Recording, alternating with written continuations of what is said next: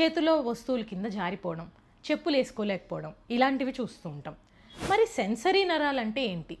ఒక మనిషికి స్పర్శ తెలియటం, ముట్టుకుంటే లేదా చల్లటివి వేడివి వస్తువులు పట్టుకున్నప్పుడు, ఇంకా మంట కానీ నొప్పి కానీ వేస్తే మనకి అవన్నీ ఎలాగైతే బ్రెయిన్కి అందించాలో ఆ నర్వ్స్ని సెన్సరీ నర్వ్స్ అంటాం.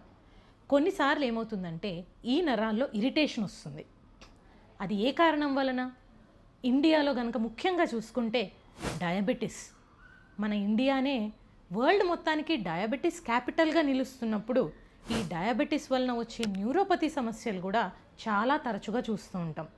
ఇకపోతే vitamin deficiencies, B12, B1, B6, folic acid, ఇంకా ఐరన్, కొన్ని మన బాడీలో ఉండవలసిన లవణాలు, ఇవన్నీ కూడా ఎప్పుడైతే డెఫిషియన్సీస్ వస్తూ ఉంటాయో ఆహార లోపాల వల్ల అవ్వచ్చు, అబ్జార్ప్షన్ సరిగా అవ్వకపోవటం వల్ల, లేదా ఆల్కహాల్ లాంటి చెడు పదార్థాలు ఎక్కువగా తీసుకోవటం వలన కూడా వీటి అబ్జార్ప్షన్లో లోపాలు వచ్చి డెఫిషియన్సీస్ వలన ఈ న్యూరోపతి సిమ్టమ్స్ అనేది మనం చూస్తూ ఉంటాం.